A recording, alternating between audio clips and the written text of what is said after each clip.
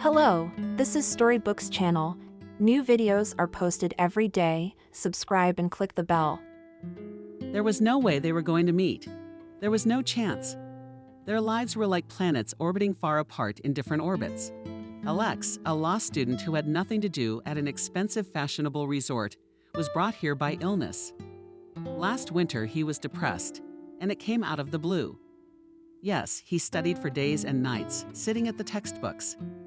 Yes, he was in practice, where he saw such scum of the earth that God forbid he should meet them on a narrow path.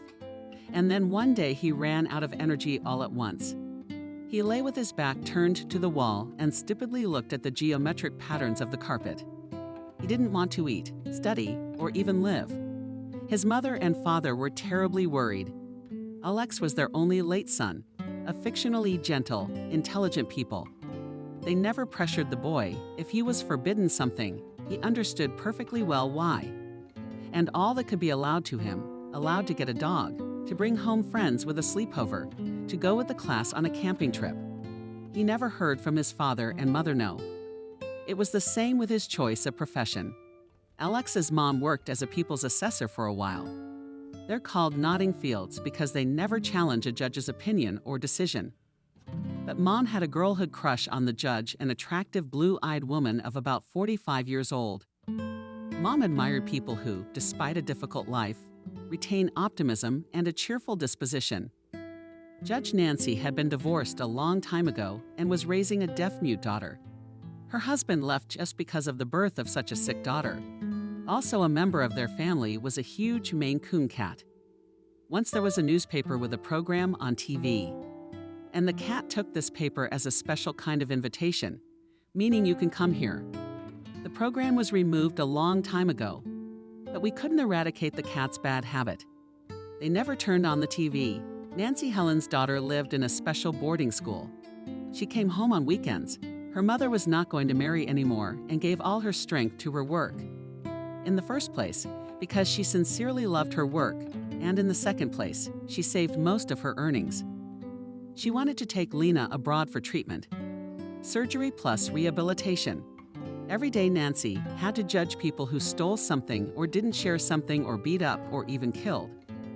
Most of all, she did not like the cases concerning the division of property, when people who had previously considered themselves relatives and were going to live together for the whole century began to fight over some closet or gold jewelry, and attacked each other with such fury that the civil case right there in the courtroom and threatened to turn into criminal. One time Alex went to pick up his mom too early. He had to wait for her. A young man named Parker was on trial. He had just been released from the zone and returned to his mistress Betty and was just beginning, so to speak, to taste freedom. In the evening they quarreled and Parker stabbed Betty. The ambulance came. Betty was drunk and didn't want to go to the hospital. They could barely convince her to get stitches. She wanted to stay with her example, who didn't understand why he'd taken up the knife. In the courtroom, they told each other they loved each other. Betty, I'm sorry, there's no one I care about more. Parker told you. I'm going to sit down again, aren't you? I'll be waiting for you. Betty pressed his hands to his chest. This was a side of life Alex didn't know, had never encountered. Parker got 2 years and 10 months. And Betty was in the hallway excitedly discussing with her sister what to send him in first gear. Nancy felt sorry for him, Mom said as she and Alex drove home. She gave him the shortest sentence possible. He had already been convicted once, but his girlfriend was almost on her knees, assuring him that she held no grudge against him. Alex seemed to be thinking about something of his own. But isn't that when he started reading different literature? Not like before. If before he was interested in adventures, now they were replaced by detectives, books about the elusive, criminals, bloody maniacs, their kidnapper, and domestic violence. In Alex's senior year of high school, he told his parents he wanted to become an investigator. Mom was scared. It's dangerous. Can't you choose some more peaceful profession? Dad objected. Alex is not likely to go into a dangerous line of work. I think he'll work in our small town, and soon all romance will be dispelled. He'll have to investigate a case like the one where a homeless man broke into an apartment and stole a laptop to drink it away. So I'd like to know, Wouldn't a chore like this turn him away from the legal profession? Alex wasn't in the mood to open up. So he briefly said, "We'll just have to wait and see." And during the years of study, he really had to see a lot of things that were too cruel, rough, ruthless. Practice was coming to an end, and again lectures were replaced by seminars. And at home he had to study reports, prepare term papers, and then look at the subject of his diploma. I studied every day until late at night. And finally, from the accumulated fatigue, and there was that very nervous breakdown. He became depressed. Parents were worried God knows where the money came from and bought him a trip to an expensive sanatorium by the sea. Alex didn't even want to go. What difference? Where he will lie for hours in a fetal position in a city apartment on the 8th floor or in a local room, 100 meters from the sea. But suddenly the change of place did him good. In the sanatorium, the doctor began to treat him the old-fashioned way. He did not prescribe expensive procedures for the young man. Different spa healing climates, sea bathing, long walks, and drinks with soothing concoctions that were given at the bar had to do the trick. And after a few days, Alex felt that the air here was really healing, and he began to fall asleep easily in the evening. Sleeping soundly at night, he stopped having nightmares, and early in the morning he was greeted by the sea, clear as a tear, which washed away all the negativity and got rid of heavy thoughts for breakfast. Alex came with a wolfish appetite for metal, even milk porridge, which he did not like before. At the table, his neighbors were a father with a small daughter and a middle-aged woman. The little girl had a pretty face. Her hair was twisted into 2 thick pigtails. She chattered amusingly, and somehow it so happened that if the little girl was given peaches or cakes, everyone at the table was happy to give them to the little girl. Her daddy, Benjamin, smiled embarrassed and grateful. The middle-aged woman's name was Helen.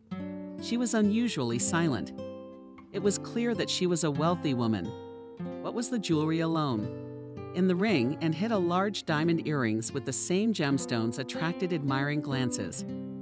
Helen's short-cropped hair was kept small, which she dressed simply, but not a single thing looked cheap. And also the open things that women in the South love so much. Helen wore no loincloths, short skirts over t-shirts. She always threw on a long-sleeved shirt or jacket. Helen probably did this then to hide her painful thinness. She seemed not just slim, but truly emaciated. Alex thought she must be on some fancy diet. Sometimes Helen sat down at the table, drank only a glass of tea, and left immediately. Sometimes, without any appetite, she would pick at the second course with a spoon and leave the plate. It was still rare when I managed to meet her gaze. If the neighbors at the table were talking to her, Helen answered, looking somewhere past, and her answers were always complicated and her voice quiet, as if she was afraid to say an extra word. Alex never met her either on the beach or on excursions, and they were organized almost every day in the sanatorium. You could see Helen only on the farthest paths, and that's not immediately noticeable, sitting on a bench somewhere, face hidden by a wide-brimmed hat, enjoying the solitude. Alex didn't really care. He was glad that he was starting to come to life himself. There was an interest in life. For the first time in many months, he began to make some plans. Periodically, all vacationers in the sanatorium had to visit the doctor to check how the treatment was going. What was the result? Alex waited for his turn. Sitting in the corridor at the doctor was Helen. The door was slightly open, and Alex heard her voice, characteristic, slightly stated, "To great regret, we were not able to help you. Isn't that right?" Sebastian asked the woman softly. "Well, probably, if I hadn't come to you, I would have been worse off." Helen tried to answer delicately. "You haven't put on weight." "Not a bit." "Blood pressure's still spiking," Sebastian listed. "And the psychologist says your anxiety level hasn't gotten any lower." "That's right." Silence. Alex imagined Helen nodded. "That's right," Sebastian summarized. "Until it's removed. The root cause you won't recover. I would recommend that you see a psychiatrist when you arrive. Apparently chemistry should already be involved here. Have him find some medication." No, Alex has never heard Helen speak so loudly and with so much excitement. "It's impossible for me." Even then, I proved with great difficulty that I'm not mentally ill. That's the only reason he got jail time. After all, he presented the case so that I made up everything with an unstable person psycho and make hysterics. Jealous of everything and everyone. Plus a vivid imagination. And it's a done deal. But you didn't do the beating yourself. Sebastian was still talking softly. It's still a basic fact. Didn't I tell you? He somehow convinced my friends, ex-girlfriends, to testify that I've been weird since I was young, that I can cut myself and stuff like that. Okay, apparently the doctor preferred not to go into all that. There was silence. Sebastian must have been writing. Get it at the nearest drugstore. These are sleeping pills. They're a prescription drug. And for the last few days you'll be here, get some sleep, and don't think about anything. I strongly advise you to go home. Let not psychiatrist, let psychotherapist. No one will put you on the register. But as you do not realize, you will not be able to live fully, will not be able to enjoy life, if you do not work on this problem. How much life is left in there, doctor? Helen abruptly pushed back her chair. A couple of moments later, the door opened, and without looking at Alex, the woman walked quickly down the corridor. For some reason, all day long the young man couldn't forget about this conversation. He waited for dinner to see Helen in the dining room. Usually she was always a little late. They served very pretty cakes for dessert, baskets with cream and fruit. Alex automatically handed his to Ninotchka, while he looked out the door every now and then. But Helen never appeared. The next day Alex, as usual, went to the beach. Early in the morning he liked those hours, when there was still no one here. But who among the vacationers would really think of getting up at 5? Only a few fishermen could be found on the shore. But suddenly he saw Helen. The woman was sitting on a chaise lounge under the awning, although the sun had just descended. But one could see Helen. But you could see Helen, and here wanted to remain as inconspicuous as possible. She was wearing a denim fiber skirt, long to her heels, and some kind of stretchy sweater that Helen was tangled in. She sat with her arms around her knees and stared in front of her. Alex didn't want to disturb her and was about to discreetly retreat, but then she looked at him. They nodded to each other. "Good morning, can't sleep," he said. Because he had to say something. As it turns out, even the pills don't work for me. Helen grinned. Alex didn't expect her to answer. She hadn't told anything about herself until now. And I was tired of studying. He said, "Have a seat on the next slogan." Once I decided to give myself a break. That made it easier. Maybe you should also not think about unpleasant things. As Helen looked him straight in the eyes. "Can you do that? Teach me. How do I do that?" Suddenly tears came to her eyes. Helen bit her lip and stared at the sea. He could think of nothing but the trivial. But there are no unsolvable problems in the world. Only if someone died, I died, Helen said. Isn't it obvious? Helen grew up with a stepmother, and once wanted more than anything to have her own home and her own family. Though everyone around her admired her father, her stepmother, and all 3 of Helen's children, and her 2 free, younger brothers. Her father was a scientist, a university lecturer, soft in family life, and a professor who was passionate about science to the point of madness. He forgot about food and sleep. If it was about his favorite science, his first wife died a few days after the birth of Helen. On the face of it was not so rare reason, a medical oversight. Later, someone changed all the records. I didn't punish anyone for that story. No one was suspended. And the grief-stricken professor never tried to get justice.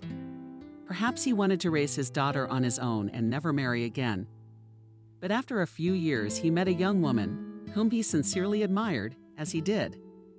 Maria was in love with science, which means that she lived a spiritual life in words, and everything material was of secondary importance to her.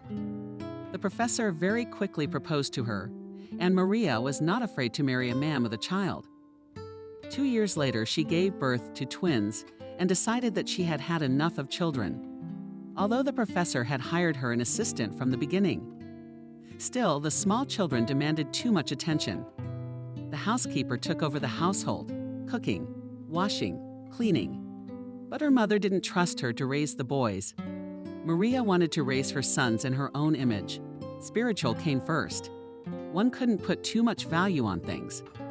Not even the fact that the couple's child saw toys as living things. No discount was made. A few times a year, the mother would pack plush animals, cars, and the like into a large cardboard box and give it to a woman she knew, a poor woman with many children. And God forbid that the boys would regret something, of course. In exchange for the given toys were bought new dressed boys were also not worse than their peers. But since they were little, they knew not to dream about things. Fashionable backpack or in one ship, which itself will swim in the bathtub, grinds the water with a propeller. But about this or that book, or that recovered father, who had a heart condition, you can dream quite well. With the boys, this issue passed. They obeyed their mother, at least for the time being. But Maria, from the very beginning, tried to apply this method of upbringing and stepdaughter. However, she was disappointed. Helen did not accept the punishments. She cried. One time, she even had a nervous attack. Her father promised Helen for her birthday the same lush princess dress that the girl's friends had. Most likely, the professor didn't understand what it was all about at all, but he had the pleasure of going with Helen to the store and pleasing her with a grade. Helen was so excited about the gift, made on the eve of her birthday, that she put on the dress, not wanting to take it off. When she was nevertheless persuaded to change into a nightgown before going to bed, her stepmother took the dress and hung it up in the closet in the room, saying she would allow the outfit to be worn on holidays. Helen, from whose hands the coveted article had been snatched, burst into tears so that her hands began to tremble. And the next day she had a fever. And instead of a holiday with a cake and candles and balloons instead of fun with her friends, Helen lay in bed in semi-oblivion. Then the father and stepmother had a long talk behind closed doors, and the stepmother backed off from raising her stepdaughter. She forbade Helen practically nothing else. The girl simply ceased to exist for her. If Helen addressed her with any question, Maria answered to ask her father. The professor was so busy, so far from real life, that very soon the girl had to become independent. Sometimes she asked her father about her own mother. Tears invariably came to the professor's eyes. Katya was so sweet, cheerful, with an easy character, that with her death, all joy left the house. Apparently, Helen had taken after her mother in many ways. She tried to arrange for two factions to form in the house. After all, Maria has sons. The girl reasoned, so let her be with Benjamin and Tony, the three of them, and they will not be bored. And Daddy's mine. Otherwise, it's not fair. They're together, and I'm alone. But the stepmother was quick to put an end to her daughter's claim to her father's attention. She believed that no one can be closer to her husband than herself. They work together, they have common interests. And Helen is growing up. And soon she will have her own life and her own spouse. Thus, the girl's relatives were replaced by her friends. She often stayed with them for days at a time. Her friends' parents didn't mind. No matter what, Helen was well, raised in a friendly manner, always tried to help with the housework. Sometimes someone would say, "I wish I had a daughter like that." Helen would only flinch. Apparently, deep down, it was weighing on her.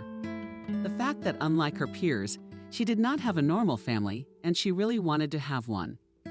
No one came to Helen's graduation. The professor was very busy. There was some important meeting of the scientific department. He asked his wife to go to the school, but at least for the solemn part of the awarding of certificates. But Maria made a distant sign. "I haven't been involved in Helen's education for a long time. I don't want to be a hypocrite, participating in this celebration." The professor only shrugged his shoulders and smiled guiltily at his daughter. "I apologized for the way things turned out." However, Helen was already hardened by life, and she only grinned. She did not expect anything else. However, the behavior of her father she still assessed as a betrayal and chose a university for herself in another city. Her father rented her an apartment. Here you have to give justice.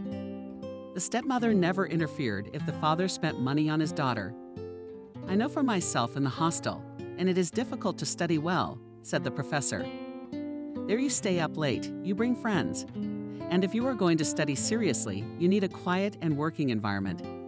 He went with his daughter, visited her new apartment, gave a generous sum of money for Helen to buy everything she needed.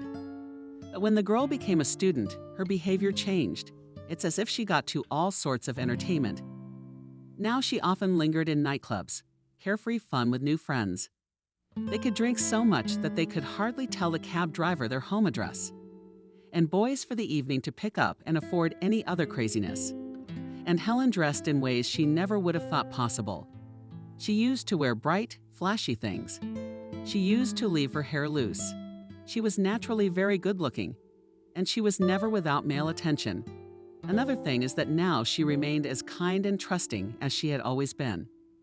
She was introduced to Leo by a classmate. Julia had a boyfriend, and he had a friend. Why not sit together with the same company? They were already settled at a table in a cafe. The friend's boyfriend was running late. But when he showed up, Julia's face stretched. She must have thought she blundered. Finished with the wrong guy. Suddenly he looked like he'd stepped out of the pages of a men's fashion magazine. No, in this case it didn't matter what he was wearing, but that hard face. The sneer. Such bright eyes and black eyebrows in the span of a young girl is covered with pictures of such a Superman. His bedroom. It was strange that Leo still didn't have a girlfriend. He willingly took on the role of Helen's beau. For the rest of the evening, he took care of her, pouring her wine, laughing at her jokes. And when the party was over, he walked her home. Perhaps it could have been limited to a few kisses goodbye. But Helen saw no reason why not. Why shouldn't they end a wonderful evening? On an equally marvelous night, she took her new pal by the hand and carried him back to her house. And indeed, the night was so intoxicating that in the morning both didn't want to part. That was where it all began. The romance spun up most impetuously, and 2 weeks did not pass. Leo confessed his love to Helen and asked her to marry him. She was amazed at such a hasty decision, especially since, having looked at her family, she did not want to get a stamp in her passport as soon as possible. Girlfriends met the news differently. Someone who enthusiastically forbade and began to ask for a wedding, preferably as a witness. Someone who has already seen the handsome Leo and frankly envied. And Sophia's closest friend only shook her head. Sophia was not a prude at all. She was happy to open up at the same parties that Helen was happy to pick up guys for one night. So Helen was all the more surprised. "What do you like?" she asked. "I'm not getting married yet, but you should have seen how beautifully he proposed to me. All honorable." On her knees, with a bouquet of flowers and a stunning gilt diamond ring, Helen showed her hand with a dainty ring. "I said I would think about it." With poorly concealed pride, she said, "And at any rate, as long as I wear the ring, I will be faithful to it." And what did he interrogate Sophia about? It seemed to me that he was very upset that I had not consented. Helen confessed at once. I think he imagined that I would turn, throw myself on his neck, and confess my eternal love in return. Sophia shook her head again. "I haven't had any experience of my own family life, of course," she said. "But I don't often see guys of that age getting married so quickly. So far, I've only seen a few cases of young men proposing marriage so quickly. And you know who they were talking about? Alcohol. And both of them were already incorrigible. Or, as they say, incurable. And they'd already tried marriage, but their wives couldn't take it for long." "You mean he drinks?" Helen laughed. "I'm gonna disappoint you, but I'm a leader in this business. You know I sometimes can't resist an extra cocktail, and he doesn't even guzzle. He's driving. What do you know about him?" Sophia kept up. "Well, his father left the family early. His mother raised him, but she was difficult. She drove men around and paid little attention to her son. Maybe that's what we have in common. Neither he nor I had a normal family. Maybe," Sophia agreed thoughtfully. "But if I were to advise you to look for a husband, it would be among those guys who had a normal, good family, where the father was used to taking care of the mother, whose son saw that." And I lazily pitied with unexpected seriousness, said Helen. He, like me, wanted warmth at home, and his mother gave all her warmth to strange men. He hoped that she would at least give birth to another child, and he would have a brother or sister to take care of. But no. He grew up a lonely orphan with a living mother. "But you're not going to run off and marry him right now, are you?" "No, of course not." Helen sounded concerned. "I've already messed up my studies with these affairs. I have debts for the last session. There's no way I can retake it, and I have to do it. It would be a big blow to my father if I suddenly dropped out of the institute. He's the one who pays my rent and gives me money to live on." "Yes," Sophia agreed. "So far you've had it easy. But if you lose your allowance, you'll have to work part-time like many other students." Unfortunately, things took a turn for the worst for Helen when she once again came to retake the course. The teacher, who already disliked her, tried to do everything to stump the girl. He asked unexpected questions, demanded knowledge of additional material. Helen had spent several sleepless nights preparing for the exam, and now she had everything mixed up in her head. She ended up getting another D.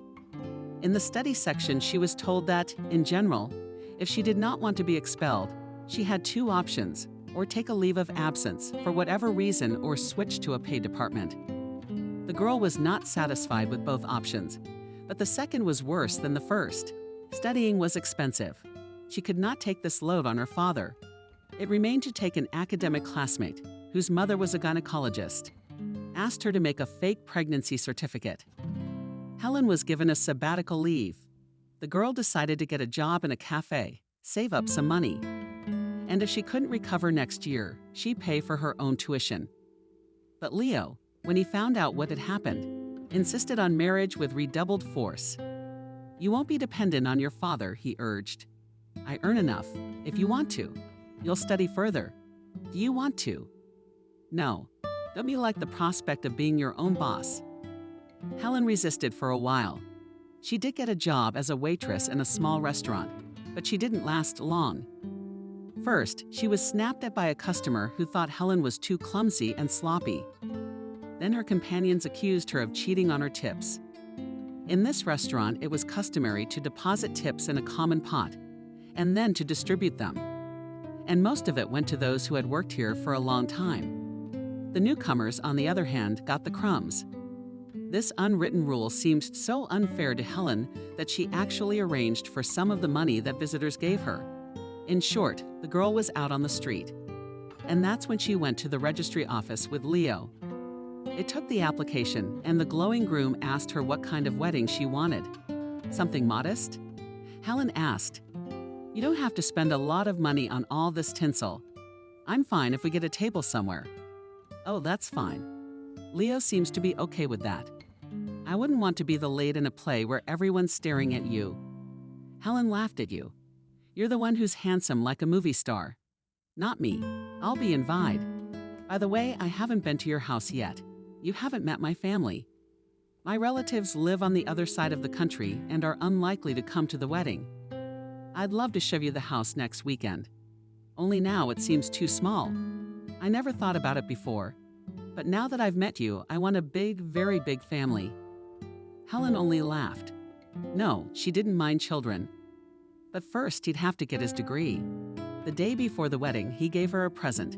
They were to go on a wedding trip, but it was supposed to be special, just like he was special. He rented a cottage by a lake in one of the northern regions, but you probably can't swim there. "Yes?" Helen mumbled confusedly. She had assumed that they would go somewhere after the wedding. But she imagined that it would be the south, maybe Turkey or one of the European countries. Even the Krasnodar region. Sea, sun, fruit. A room in a nice hotel. They would get up at dawn and walk along the beach, holding hands. But Leo even grumbled. "You can't find privacy there in season with so many people. The beaches are jammed with excursion crowds, and I want you and me to be alone." And after a few days, Helen was convinced that her husband was right. Instead, he chose a wonderful retreat and a cottage in the woods, surrounded by huge picturesque fir trees. How wonderful the pine needles smelled. It took a few minutes to walk along the wooden planking to the lake and sit on the bridges and admire the view. The water in the lake was the clearest and not so cold. They enjoyed swimming several times a day. The cottage was small, but Helen fell in love with it. 2 bedrooms, the second one was obviously unnecessary. A cozy kitchen finished in wood and a living room with a window and a fireplace. The ceiling-high refrigerator was filled with groceries and newlyweds. There was no need to drive to the nearest town, although it was a quarter of an hour at most by car. Helen had never had such a good time. They would actually get up at dawn, have coffee on the terrace, and then the whole day belonged to them. One could walk along forest paths, discovering new picturesque corners. You can splash as much as you like in the clear, clean water. On rainy days, one could read by the fireplace, listening to the sound of the rain. And that night they spent under the open sky, sheltered by a single plate, with the same old starry river flowing over their heads. Helen had forgotten to bring her birth control pills. Going through the small medicine cabinet, she discovered they were gone, although she thought she had put them in with her medication. At first, she was saddened by this, but then she waved goodbye. And she felt so good next to Leo that she thought, as it will be, so it will be. She was sure her husband would solve any problem with him. She would not have to think about her daily bread, or about the fact that the child lacked something. In this corner of paradise, Helen felt as if she had rested for all the past years. She felt truly loved and desired. So she didn't want to go back to normal life. But Leo had promised her another surprise, and he was not wrong in promising that his house would make her admire him. She hadn't expected her husband to be such a wealthy man. It was a beautiful mansion on the outskirts of town. It wasn't exactly a high-profile place. It's not the waterfront, but it's near the woods. You could look at it and reminisce about your wedding trip. High, low fence, automatic opening doors. "I'll be safe for you here," Leo said. "No one's gonna steal you away from me. Who needs me?" Helen started to pay and went to look at her new possessions. The house was not that big. A kitchen on the first floor and a living room on the first floor. 3 rooms, bedroom, study. And the third one Leo said would be a nursery. Last of all, he showed her the basement. Most of it was set up as a gymnasium. There was also a small room. According to Leo, Helen's eyes shone for storage of all kinds of junk. She mentally envisioned making this the most beautiful house in the world. She didn't know exactly how much Leo earned, but she was sure that she would have enough for various transformations. And she'd be working soon, too. "Don't you have some blag to find me a place?" she asked at dinner. Helen always tried to turn dinner into a little celebration. Not only cooked something tasty, but also beautifully set. Our table. She'd set glasses, pour wine and talk. Under such a feast was usually the most pleasant. But now Leo looked up at her in surprise. "Why do you have to work?" Helen was confused. "I always thought that I should not sit on my neck." "You're not sitting on my neck." "I always thought I'd patronize and pamper my wife. She wouldn't have to work for someone else's uncle and put up with his whims." Helen was very pleased to hear this, and the conversation ended there. A week later, however, the young woman returned to him. Now Leo went to work every morning, and Helen spent the whole day alone. In addition, her husband always returned at different times. "You can't guess what time to make dinner so that everything is hot." "I'm thinking of getting a job," she said. She poured her husband coffee again and added, "Well, I'm here all day by myself. You're not going to watch TV or read all day long, are you?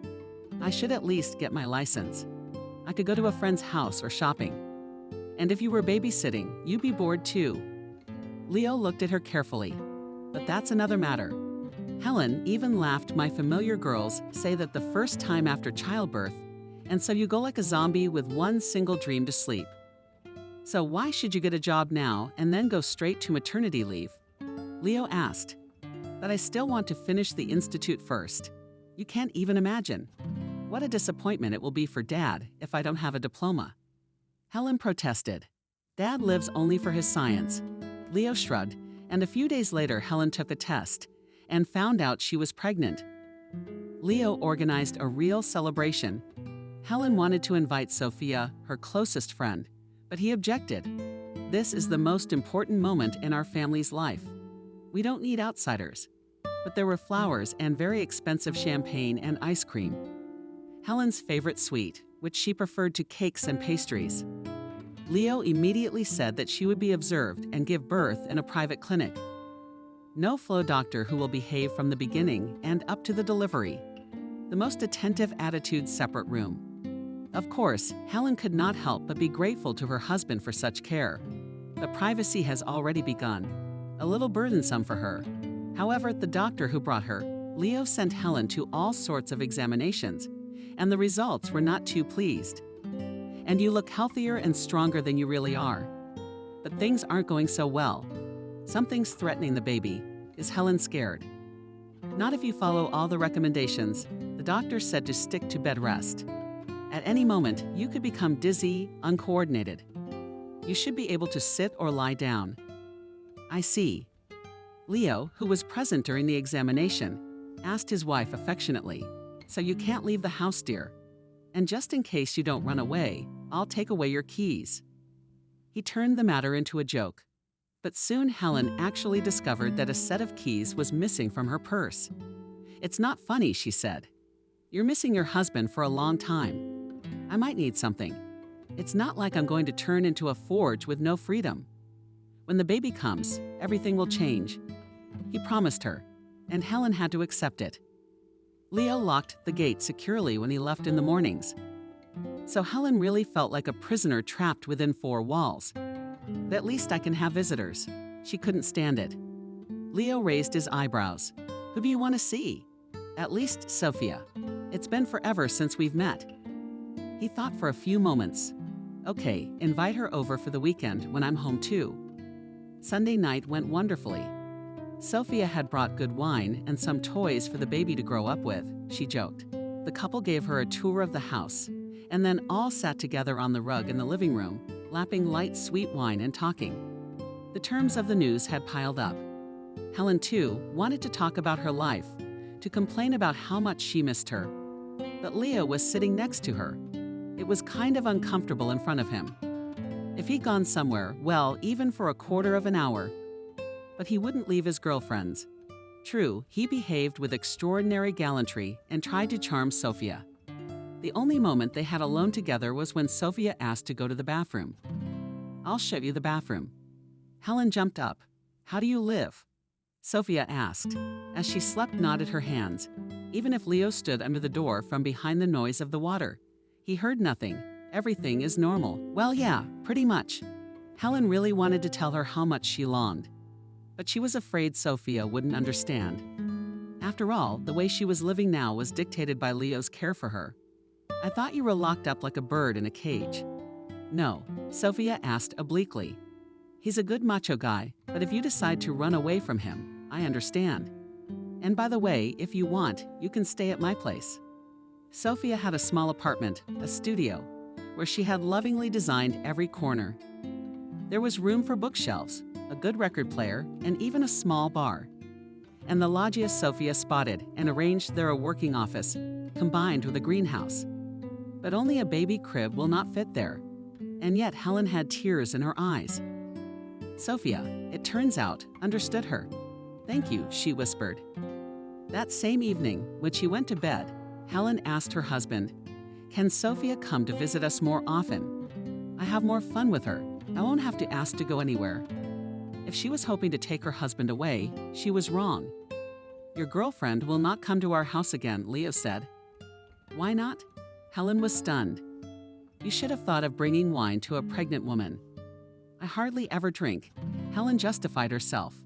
"You don't need a glass, but I wouldn't let you have more. If she shows up next time without me, how do I know what she's carrying?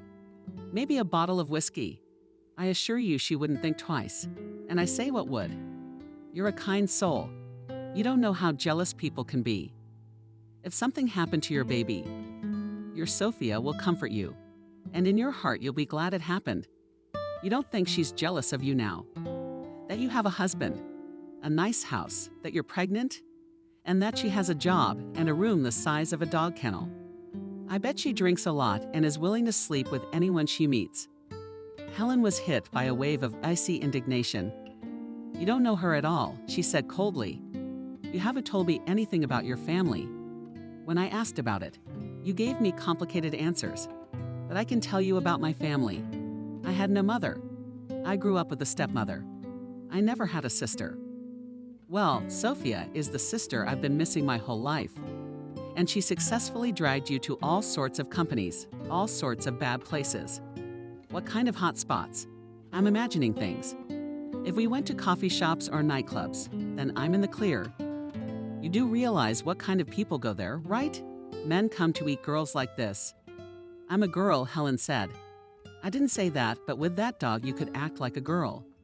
Look, I'm not asking you where exactly you work or who you're around. You know I run a security firm, and it's all men. So maybe you're hooking up with them." Romans asked Helen in anger. He slapped her on the cheek. No one had ever hit her before, and to raise a hand on a pregnant woman. Helen recoiled and cried. "There is no greater insult to a man than what you just said to me." Leo walked out, slamming the door. Helen cried for a long time, but the room was so quiet, not a single sound coming from the room, and she gradually began to calm down. The very surroundings had a calming effect on her. It was so beautiful in her room. Everything in soft pink colors. In the end, she came to realize that it was largely her own fault. Men have certain red lines they can't cross, and she had apparently violated the unspoken prohibition. Still, Helen thought that her husband would apologize to her, and she would try to forget the horrible scene. She and her husband spent the night apart. Helen fell into an unexpectedly deep sleep after many tears. She woke up several times, and each time she checked to see if Leo was there. It seemed to her that he must be there. After all, loving people always understand if they have hurt someone else and try to earn forgiveness, even if they are not guilty. But Leo did not come. In the morning, Helen heard that her husband was going to work. She couldn't believe that he was going for nothing. Besides, she wanted to eat too. So she casually walked into the kitchen where he was finishing breakfast, poured herself a cup of coffee, and made a sandwich. "What should I buy today?" Leo asked, as if nothing was wrong. "Will you write a list?" She usually gave him a shopping list with her, except for the very first few days when she was nauseous. So it lay in a thumb drive. But now Helen opened her eyes in surprise. It was as if Leo had forgotten everything that had happened yesterday. "You hit me," she said, and I was surprised at him. It just couldn't have happened. "You had a bad dream." "Don't you remember anything?" "No," I shook my head. "But if I upset you, I'm sorry. So what should I buy today?" Helen made a short list of groceries. When her husband left, she wanted to lounge on the couch with her phone, as usual. She was used to reading books from digital libraries lately, but she couldn't find her cell phone. In vain. She looked for it all over the room, checked the bathroom, looked in every nook and cranny in the living room and kitchen. There was no cell phone.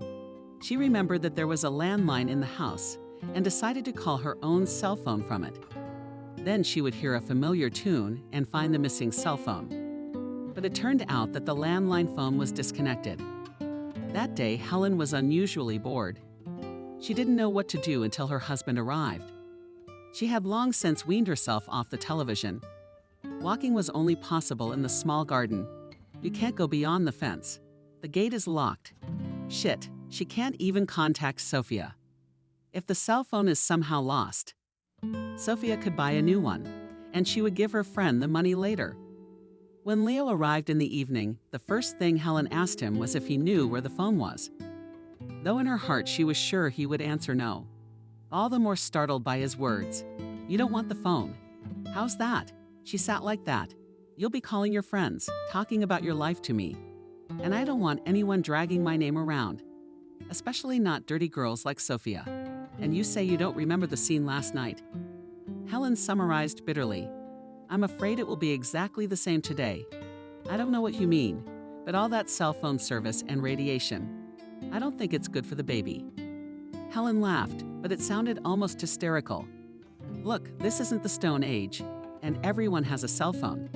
I don't part with mine. And I know his voice was calm, like he was talking to a baby, but it's not good for you. Look at you now, your nerves are shot, and I need to keep you safe from any anxiety.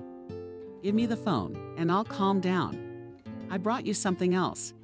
Leo went out and came back with a small flat box. "You say you mostly read books on the internet?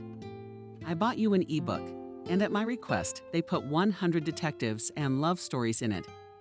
When you read it, everyone tells me I'll announce your library, but that's not what this is. Do you have a TV for the news? What else do you need? I need to be able to contact someone. You're out all day. What if something happens to me? Get sick? I'd have to call an ambulance to get you out of work. Now I won't leave you so long." Leo said affectionately, "I'll stop by in the middle of the day to see if you're all right. And he did visit her once or twice a day. He always came at different times, and he didn't stay long, sometimes only for a few minutes, to make sure everything was all right. Helen panted, wandering around the rooms. An e-book couldn't replace the internet for her. She realized that she had complained about loneliness for nothing before. She could sit on forums, chat in chat rooms. She could contact the same Sophia through social networks. Now she was deprived of all that. The books her husband had downloaded for her were cheap reading and couldn't occupy her thoughts. Does he really care about me that much? She asked herself, but it's really choking me. Hormones were probably affecting her too, because she didn't recognize herself. Every now and then she started crying like a hurt child and felt very unhappy. A few days later, Helen told her husband, "I can't go on like this. I'm leaving you." He was just finishing his lunch and gave a marvelous green pea. Leo raised his eyebrows in surprise. "Where are you going to go? Shouldn't you care?" She answered defiantly. "I understand," he said calmly. Now he spoke with more than just that tone. "You wanted to live with your Sophia until the divorce was finalized, and then have a baby, get a job, and get child support. I painted the right picture. So what? 1,000 women live like that?" Helen twitchy chin. "But you're not gonna live like that. First of all, you're not going anywhere because you're carrying my baby, and I'm not going to give you the opportunity to steal it from me. I'm not going to steal." Helen realized for the first time that her husband might not just let her go. Just like that. "Will you be able to see him?" He shook his head. "I don't like it.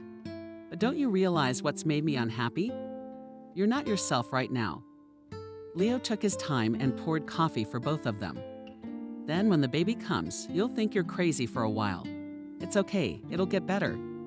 You'll see that you can't stop me from leaving. You're a free man, but so am I. Are you sick now?" Leo tried to stroke his wife's arm, but she pulled her back.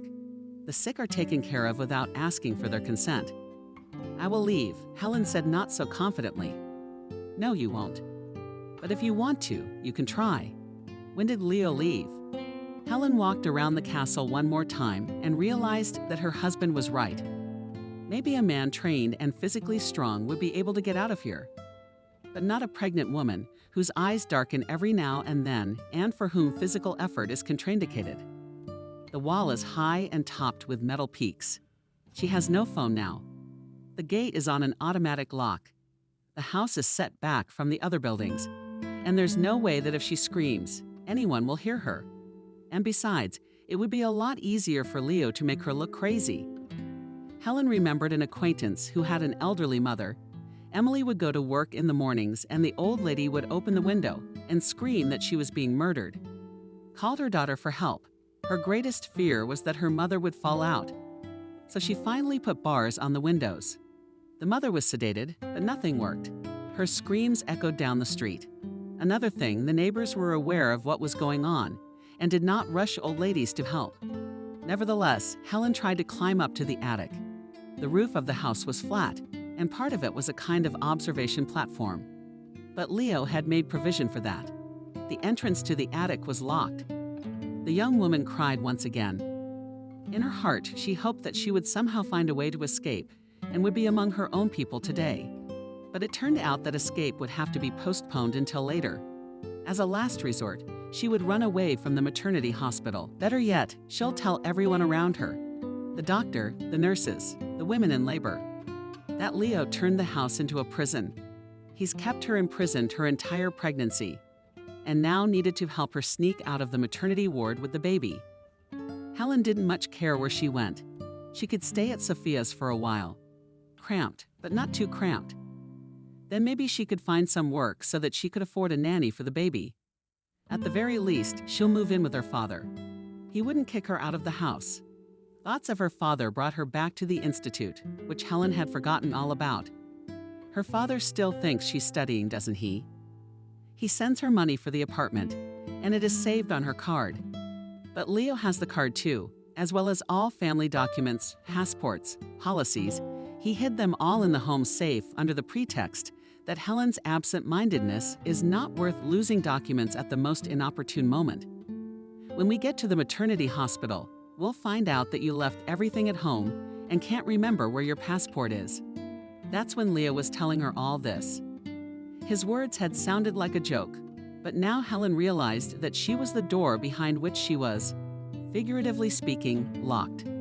Another shift appeared. It would be okay if she could get away. Sophia will give her money for a cab, and her father won't ask for his own daughter's papers. If Leo won't give her passport back, Helen will recover it later. She'll say she lost it. In the meantime, maybe try another way to give up food. If she goes on a hunger strike, Leo will have to do what she wants. After all, he's so looking forward to this baby. He will not allow Helen to starve. It could be bad for the baby. And on this day, she didn't make dinner. When her husband returned, Helen sat in her room on the wide windowsill and looked out of the window.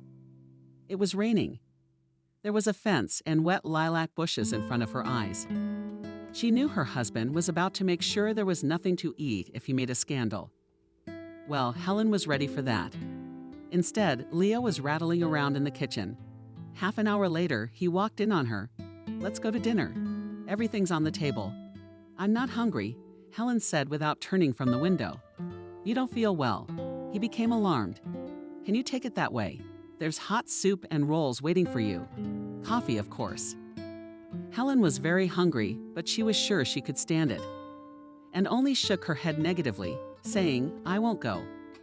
"If you don't break the regimen," Leo kept talking to her like a child, "we'll go out this weekend. We'll walk in the park, have ice cream. You've really been away from home, haven't you?" Helen couldn't believe her ears. Leo couldn't realize that when she was outside the gate, she would leave him immediately. She'd jump out of the car. For that matter. Yeah, he nodded. "I'm not kidding." "Well said, Helen. I'll be right down." She cleaned herself up a bit, washed her face, and changed her pajamas for a robe. She didn't like to walk around, unraveled. But until this minute, her mood had been so bad that she didn't feel like doing anything. Now it was different. "So pull yourself together," her husband said to her at dinner. "If you don't feel well, of course we won't go anywhere. But if everything will be normal, then I intend to treat you a little. Shall we go to the store and get you something? You'll soon be able to wear the clothes you're used to." It was Monday, and all week Helen had behaved exemplarily. Now she had no doubt that she would be free before the deadline. She did the usual household chores, and at the same time her head was full of thoughts. If Sophia had guessed and come to her house when her husband was away, they could have talked over the fence. Maybe somehow a friend could give her the phone. But in any case, Sophia wouldn't refuse to take her in. Helen had no doubt about that. On Saturday morning, Helen looked at her husband, as if asking what their plans were for the day. "Unfortunately, I'm being called into work today," Leo said. "Getting my second cup of coffee.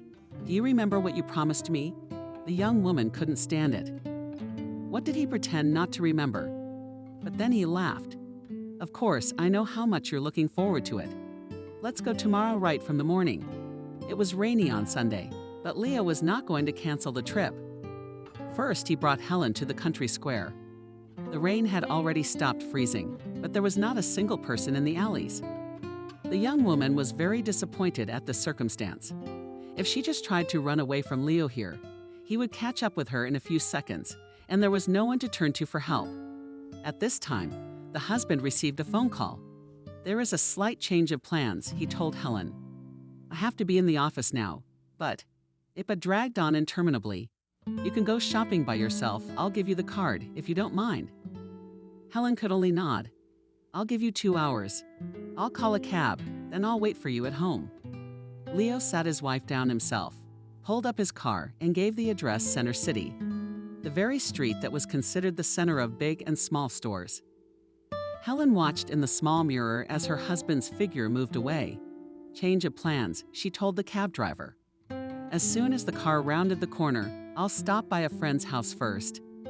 If only she had ended up at Sophia's, she would have nothing more to fear.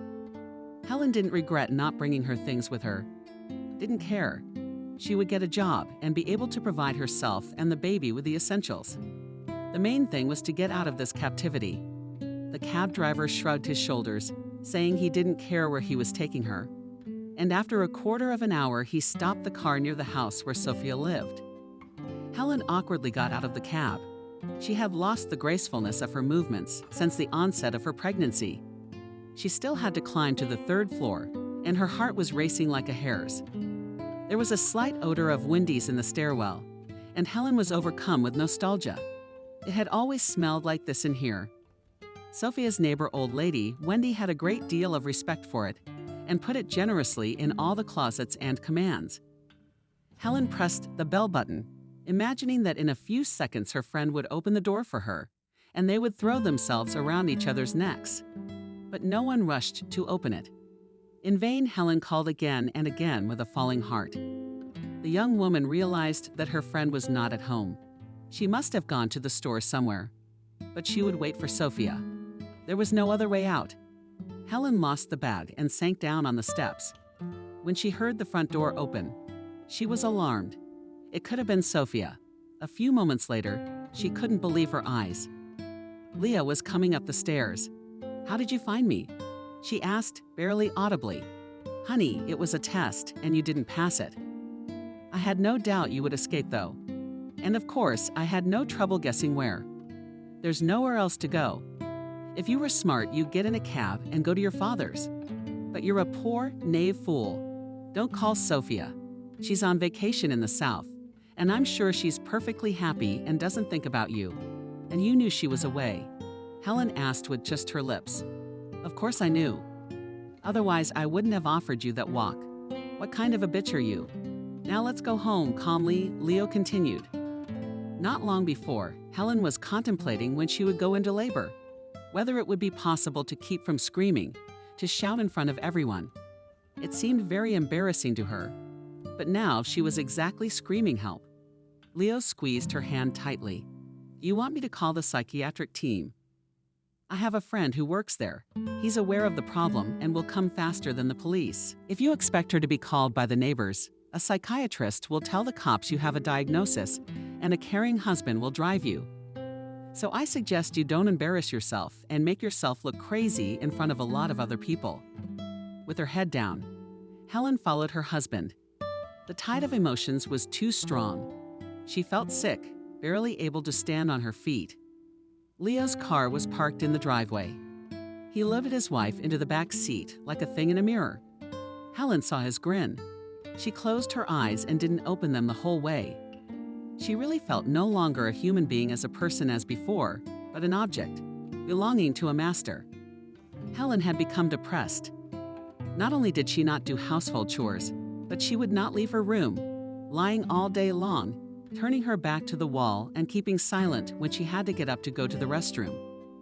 She felt herself weakening quickly, and it was a pleasant sensation. Helen wanted to sink into oblivion as soon as possible and leave this world that way.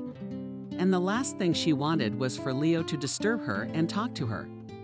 The day came when he came and put a chair next to her bed and sat down. "It won't go on like this," he said.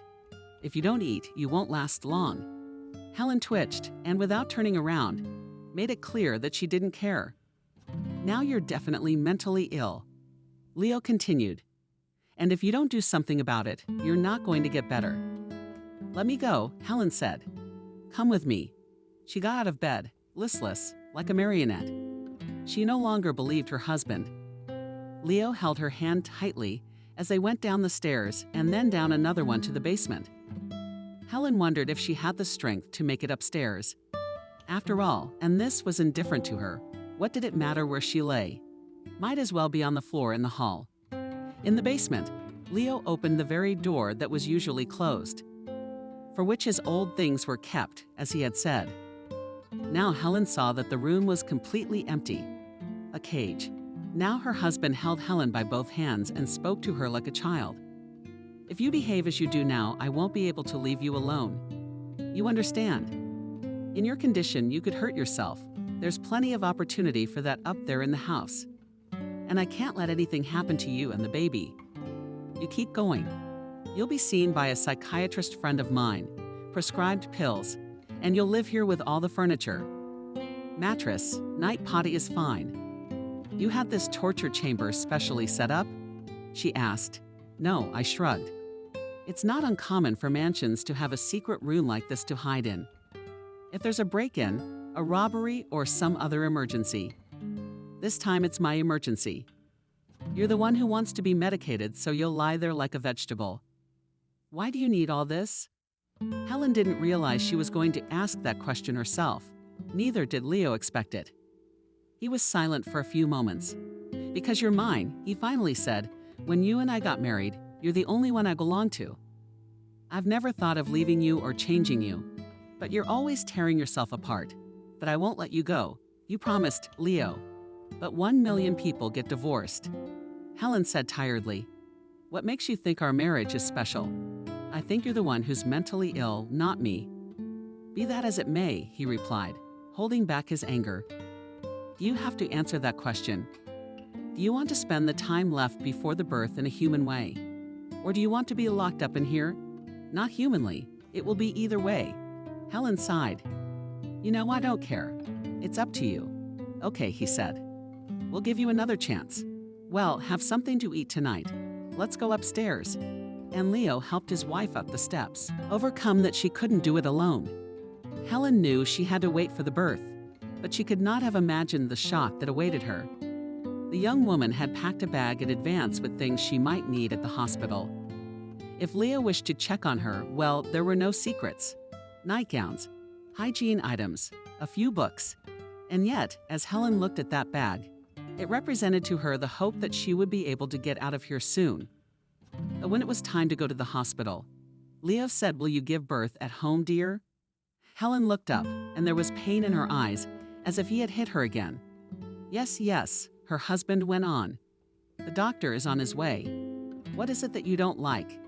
In the old days, only the poor gave birth in maternity hospitals, and the rich had midwives. It was the order of the day, so I've organized this luxury for you." "What kind of luxury is that?" Helen bit her lip in pain. "What about sterility? What if something goes wrong and you need an operation? There's no facilities at home. If there are problems, then we'll deal with them," Leo said nonchalantly. "You're young, healthy. Everything should go as it should." To be honest, Helen soon didn't care who her doctor was, whether sterility would be assured for the next few hours. She felt like she was dying. The pain was so intense that the paramedics who arrived had to give her anesthesia. Maybe they did it out of mercy? Or maybe Leo had insisted, not wanting his wife's screams to be heard on the street. Even though their house was on the edge of the woods, it was still the edge of the street. When Helen came to, she didn't immediately realize where she was. Nothing hurt. It was blissfully light. For a while, she thought she had returned to her childhood and was lying on her bed in her parents' house. Then her vision began to focus, and she saw a dark red that it took another effort to remember everything. Someone entered the room. Helen turned her head and saw Leo's face. His was as fearless and calm as ever, unbelievable. "Who was born?" Barely audible, she asked. "We have a baby girl." "Show her to me," Helen asked, and mentally added not at us, but at me. Then said Leo, "I want you to show her to me." Helen's old stubbornness was definitely back.